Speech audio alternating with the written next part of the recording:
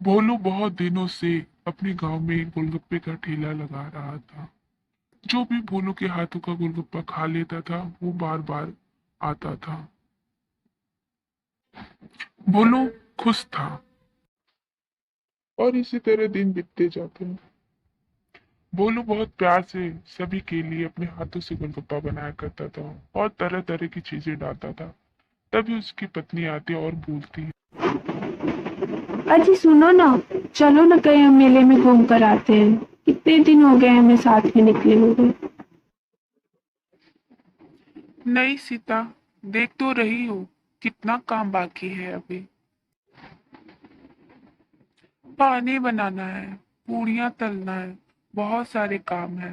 अभी आलू का मसाला भी तैयार करना है। इतना सारा काम है, मैं नहीं जा सकता। बुरा मत मानना सीता।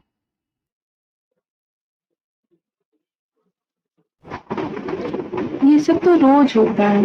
एक दिन कोई गोलगप्पे नहीं खाएगा तो इसमें किसी का कुछ जाएगा नहीं। अब मेरी बात सुनो। हाँ हाँ हाँ। लोग कहते हैं कि औरतों को पानी पूरी बहुत पसंद है, वो सब पानी पूरी के बिना रह नहीं सकती। और यहाँ पे तुम पहली हो जिसे पानी पूरी से चिढ़ती हूँ। मैं पहली बार ये सब देख रहा हूँ। भगवान ही जाने औरतों की महिमा। मैं क्या जान सकता हूँ भला। और फिर भोलू अपनी सीता को लेकर मेले में घूमने के लिए चला जाता है। उस वह मेला बहुत ही रौनक से भरा हुआ रहता है। वहां लोग दूर दूर से आकर अपनी दुकानें लगाते हैं। भोलू भी अपनी दुकानें लगाना चाहता था, लेकिन उसके पास पैसे न होने के कारण वो नहीं लगा पाया। तभी भोलू की नजर एक चाट की दुकान पर पड़ती है और वह उसे देखने लगता है। और भोलू सोचता है, मैं भी यहाँ पे अपना चाट का दुकान लगाना चाहता था, लेकिन मैं मेरे पास किराया न होने के कारण मैं यहाँ पे अपना चाट का दुकान नहीं लगा पाया। नहीं तो मेरा भी दुकान बहुत जोरों और शोरों से चलता है। फिर भोलू गोलगप्पे खरीदने के लिए टिकट काउंटर के पास जाता है और टोकन मांगता है, लेकिन टोकन बहुत महंगा रहता है। उसके लिए वह उससे बात करने लगता है। भाई, इतने कम पैसे में मेरा पानी पूरी नहीं आएगा। 100 रुपए प्लेट चल रहा है और इतने कम पैसे में मेरा पानी पूरी तो नहीं होने वाला। कहीं और अपना पानी पूरी देख लीजिए और कहीं और जाकर अपना खा लीजिए। पानी पूरी महंगा होने के कारण टिकट काउंटर उसे टोकन नहीं देता और अपने पानी पूरी की बहुत ही बरकत करता है। और भोलू सोचने लगता है, यह कैसा पानी पूरी है जो इतना महंगा है। अरे भाई, ये पानी पूरी कैसे इतना महंगा है। जैसे मैं पानी पूरी बनाता हूँ वैसे ही आप भी बनाते होंगे। क्या इसमें स्पेशल डालते हो कि इतना महंगा आपका पानी पूरी का प्लेट है। वाह रे, आजकल के लोग पता नहीं क्या क्या डालकर ये लोग अपने पानी पूरी की इतनी महंगा कर दिए हैं। लोगों का तो जीना हराम कर दिए हैं। पानी पूरी भी आजकल बहुत महंगे होने लगे। अरे भाई, तुम जैसों की तरह नहीं है। बहुत तरह के पानी पानी है यहाँ पर। जीरा फ्लेवर, अजमोला फ्लेवर, बहुत सारे। अब पूरा हाइजीन का ख्याल रखा जाता है।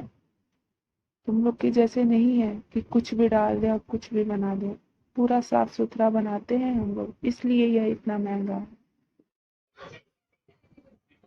फिर भोलू 50 रुपए प्लेट खरीद कर पानी पूरी खाने लगता है और कहने लगता है, ठीक ही तो है, पर बहुत महंगा है। इतनी भी कुछ खास नहीं है कि इतना पैसे देने पड़े। कुछ ज्यादा फ्लेवर भी नहीं समझ में आ रहा है, लेकिन ठीक ही ठाक है।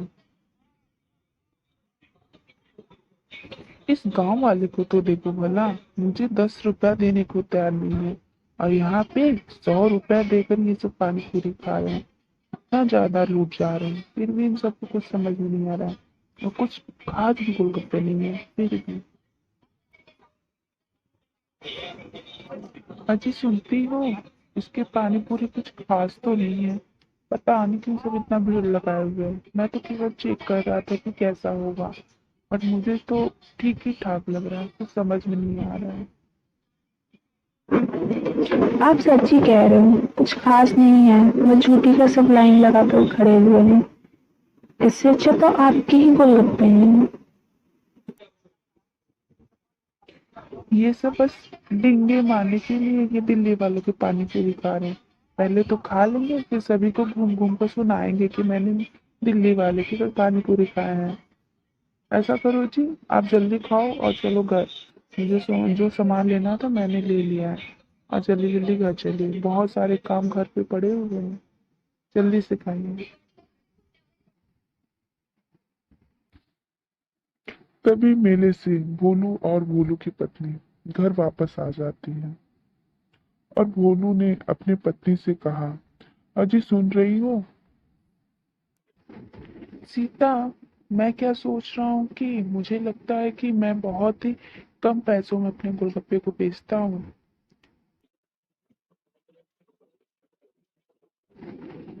मैं सोच रहा हूँ कि मुझे शहर चला जाना चाहिए और वहां पे अपने गोलगप्पे बेचने चाहिए। हो सकता है वहां पे मुझे मेरे गोलगप्पों के अच्छे दाम मिले। मैं सोच रहा हूँ कि कल सुबह ही मैं शहर चला जाऊं और वहां पे अपने गोलगप्पे को बेचूं। तुम क्या कहती हो? तभी भोलू अगले दिन ही अपना पूरा सामान बांध कर शहर जाने के लिए तैयार हो जाता है, और अपने सारे सामान समेट लेता है और अपनी पत्नी को देखता रहता है। तभी भोलू अगले दिन अपने गांव को छोड़कर शहर आ जाता है, अपने गुलगप्पों को अधिक दाम में बेचने के लिए। वह सोच रहा था कि मैं ज्यादा पैसों में बेचूंगा तो मैं बहुत जल्दी अमीर हो जाऊंगा और मेरा नाम ऊंचा हो जाएगा। यही सब सोच रहा था कि उसे अपनी पत्नी की भी याद आने लगी थी, जिसे वह गांव में छोड़कर शहर गोलगप्पे बेचने चला आया था, और सोच रहा था मैं गोलगप्पे यहाँ पर कैसे बेचूं। तभी कुछ देर बाद वह जोरों जोरों से लोगों को बुलाने लगा, तेज तेज से बोलने लगा कि आइए आइए, दिल्ली के मशहूर गोलगप्पे को खाइए, आइए आइए। इस तरह भोलू बहुत ही तेज तेज से लोगों को आवाज देने लगा। हालांकि अभी तक कोई आया नहीं था, बट फिर भी वो अपने पूरे प्रयास में लगा हुआ था और लोगों को तेज तेज से आवाज दे रहा था इसी तरह। फिर कुछ देर बाद तभी कुछ देर बाद एक बूढ़े अंकल जी आते हैं और बोलते हैं, अरे भोलू, कहाँ थे तुम इतने दिनों से, और क्या कर रहे थे, और क्या इतना ताम झाम बर्गर सैंडविच ये सब रख लिए ऊपर। आखिर कितने का है तुम्हारा गोलगप्पा? अरे इतना क्यों महंगा कर दो, देख रहे हैं यहाँ पे 50 रुपया लिखा हुआ है।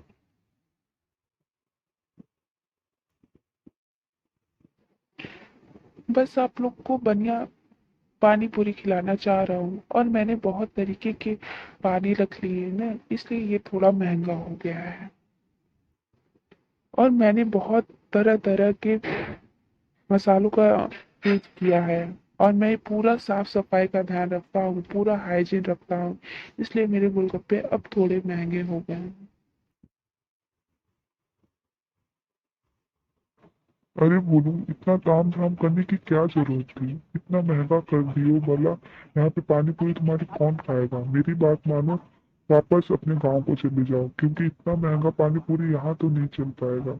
और वहीं पे अपना ठेला खोलकर अपनी आमदनी करो।